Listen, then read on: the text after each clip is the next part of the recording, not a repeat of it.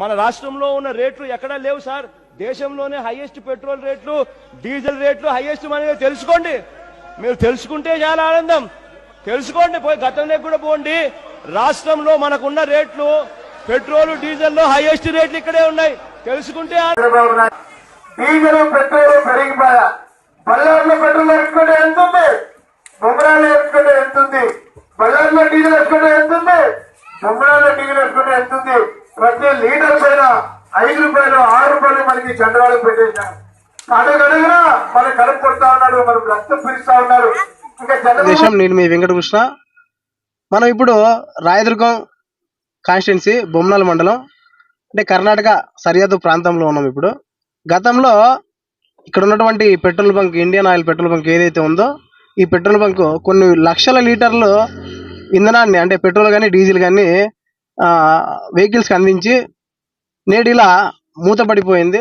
ఇందుకు కారణం ఏంటి? గతంలో జగన్మోహన్ రెడ్డి గారు అసెంబ్లీ సాక్షిగా గతంలో తెలుగుదేశం పార్టీ అధికారంలో ఉన్నప్పుడు ప్రపంచంలో ఎక్కడ లేని విధంగా పెట్రోల్ డీజిల్ రేట్లు మన రాష్ట్రంలోనే ఉన్నాయన్నారు. మరి దానికి మీద మీ స్పందన?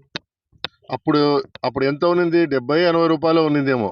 అప్పుడు ఆ మాట మాట్లాడాడు. ఈ పొద్దు 100-110 అయిపోయింది. సెంట్రల్ దగ్గర అడిగి కొంచెం డీజిల్ రేట్ తగ్గి అనేదానికి ఆయనకి అవకాశం లేదు. ఎందుకంటే కేసుల్లో ఇరుక్కున్నాడు కాబట్టి అక్కడ పోయి ప్రశ్నించేదానికి లేదు. ఇక్కడ ఎవరైనా వేరే వాళ్ళు ప్రశ్నిస్తే వాళ్ళ మీద కేసులు. ఏ రకంగా మాట్లాడేదానికి లేదు. ఆయన అక్కడ మాట్లాడు, ఇక్కడ మాట్లాడాడు. కానీ ఎవరికి బాధడు, రైతులకే బాధలు, అందరికీ మిడిల్ క్లాస్ ఫ్యామిలీస్కి మెంబర్స్కి చాలా బాధలన్నీ. ఎన్ని రకంగా బాధలు. 12 రూపాయలు పెట్రోల్ రేట్. బార్డర్కి ఇక్కడికి 2 కిలోమీటర్కి 12 రూపాయలు డిఫరెన్స్ లెక్కేసుకోండి.